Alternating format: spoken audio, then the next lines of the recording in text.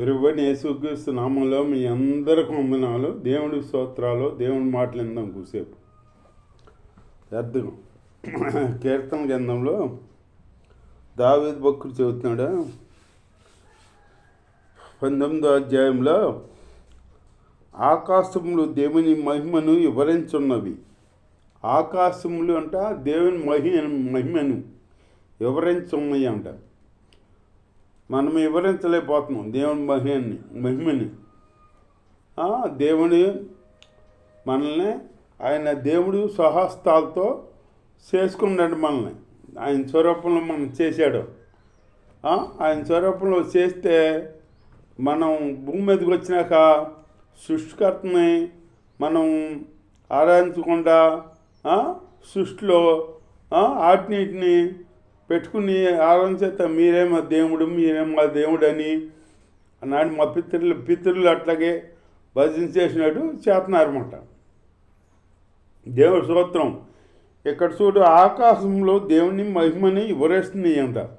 ఆకాశంలో దేవుని మహిమను వివరిస్తున్నాయి అంట. అంతరిక్షము ఆయన చేతి పనిని ప్రసరించున్నది. అంతరిక్షము తన చేతి పనిని ప్రసరింపజేస్తున్నాయి. మనం దేవుని మహిమని ప్రసరించలేకపోతున్నాం అన్నమాట. దేవుడు మనల్ని చేసుకుంటే దేవుడి బిడ్డలు మనం. దేవుడు సృష్టికర్త మనల్ని చేశాడు. మనం ఆయన్ని ఆరాధించకుండా సృష్టికర్తను వదిలేసి సృష్టిలో అటు ఇటు పరిగెత్తున్నాం అన్నమాట.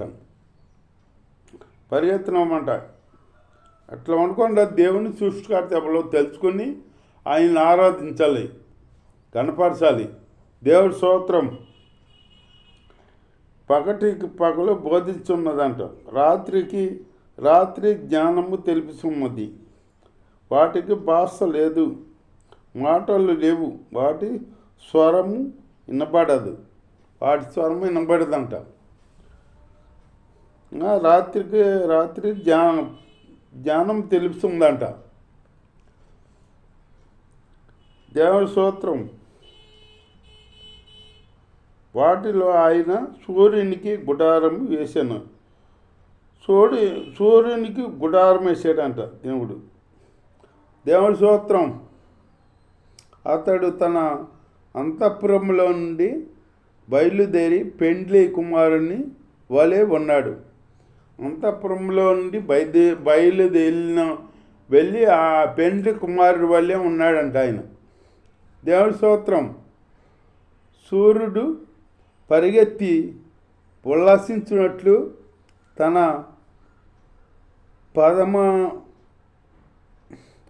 పదమునందు పరిగెత్తి ఉల్లసించున్నాడంట. ఆయన ఉల్లసిస్తున్నాడంట. అతడు ఆకాశమున ఈ దిక్కు నుండి బయలుదేరి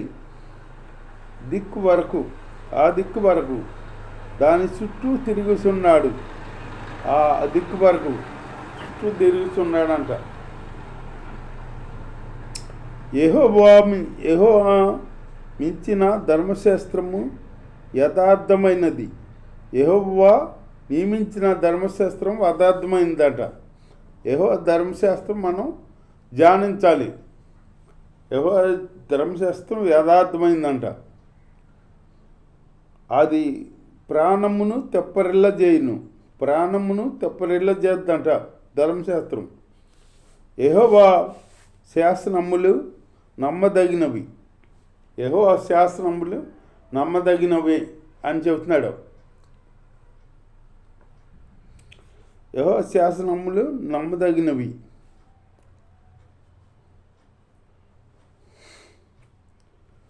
అది బుద్ధిహీనులకు జ్ఞానము పుట్టించును. బుద్ధిహీనులకు జ్ఞానం పుట్టించదంట. యెహోవా ఉపదేశములు నిర్దోషమైనవి. అవి హృదయమును సంతోషపరచును. ఉదయంను సంతోషపడుతుందంట. యెహోవా మాటలో మనం యెహోవా ధర్మశాస్త్రం చదివామనుకో, మనకు జ్ఞానం వస్తుంది. జ్ఞానం ఇస్తాడు దేవుడు. మనం ఇంకా బలం పొందుకుంటాం ఆయనందు. అలా ఉండాలి. యెహోవా ఏర్పరిచిన ధర్మశాస్త్రము నిర్మలమైనది, అది కన్నులకు వెలుగించును. కన్నులకు వెలుగించట. యెహోవా యందైన భయము పవిత్రమైనది. యెహోవా యందైన భయము పవిత్రమైనదంట.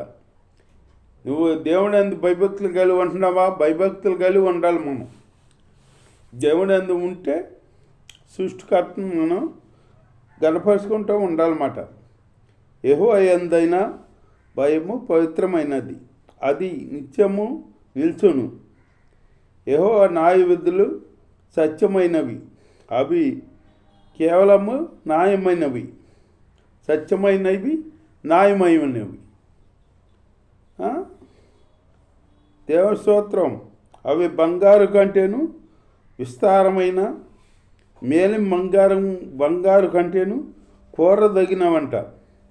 బంగారం కంటే మేలిం బంగారం అంటే కోరదగినవంట. ధర్మశాస్త్రం. ధర్మశాస్త్రం మనం ధ్యానించామనుకో, ఇంకా చదువుని కొలిది చదవాలనిపిస్తుంది మాట. ధర్మశాస్త్రం చదివిన కొలిది ఇంకా చదవాలనిపిస్తుంది మాట. జ్ఞానం వస్తుంది మనకి. ఆ జ్ఞానం లేని వాళ్ళకి ఏముందే, దేవుడు లేడు, ఏముడు లేడు అంత తిరుగుతారన్నమాట. మనం అట్లా ఉండకూడదు. దేవుడు అందు ఉండి మనం ఆయన న్యాయ విధుల్లో నడుచుకోవాలి. ఆ న్యాయ విధుల్లో ఆయన ధర్మశాస్త్రం చదువుకుంటూ ఆయనతో సహజీవనం చేసుకోవాలన్నమాట. అలాంటి జీవితాలు మనం జీవించాలి. దేవుడి స్తోత్రం. హల్లెలూయా. వాటి వలన నా సేవకుడు హెచ్చరిక నందును. దాని చేత, ధర్మశాస్త్రం చేత సేవకుడు హెచ్చరిక పొందుతాడంట. వాటిని గైకొనుట వలన గొప్ప లాభము కలుగును. వాటిని గైకొనుట వలన గొప్ప లాభం కలుగుద్దంట మనకి.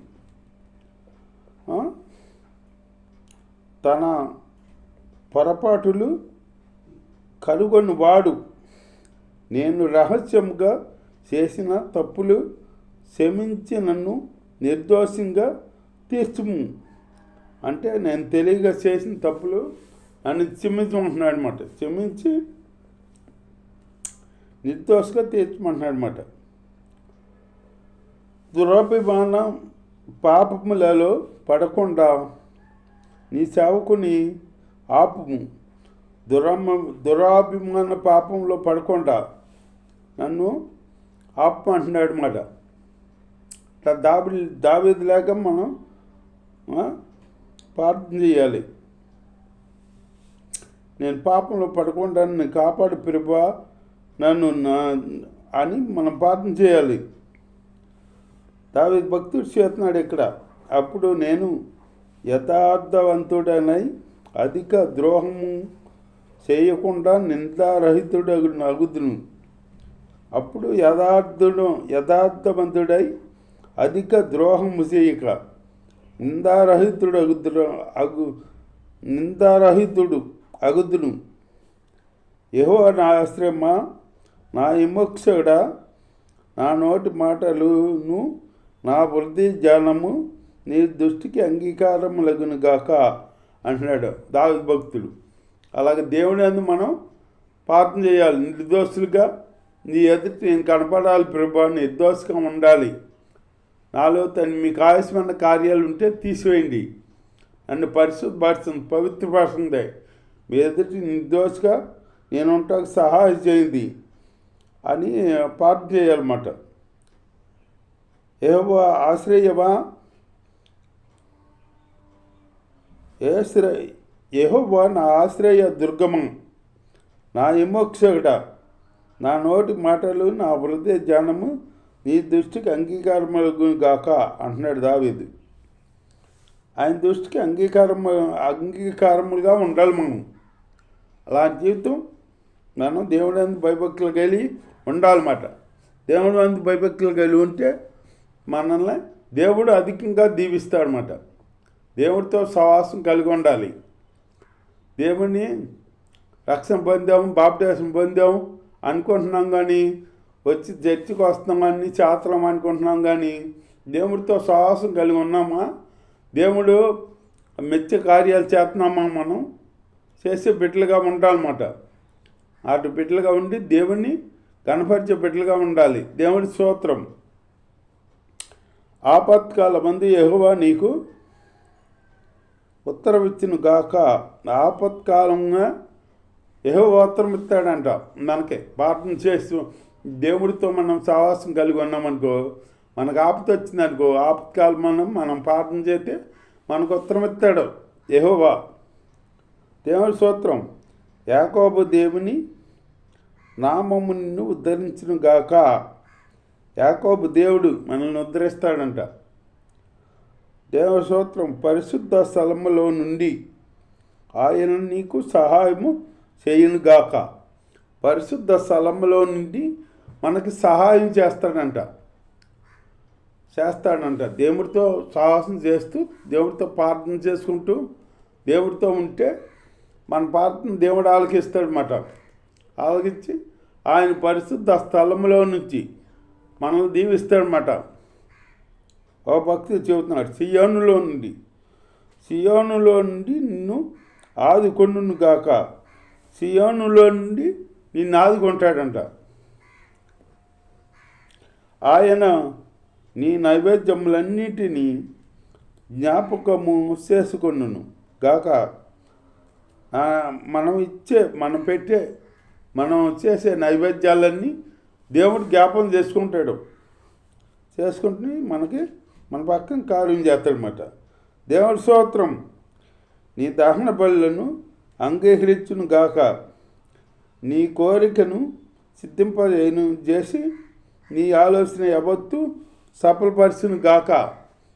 మీ ఆలోచన యావత్తు సఫలపరుస్తాడంట. మన ఆలోచన యావత్తు సఫలపరిచి కాపాడుతాడు దేవుడు.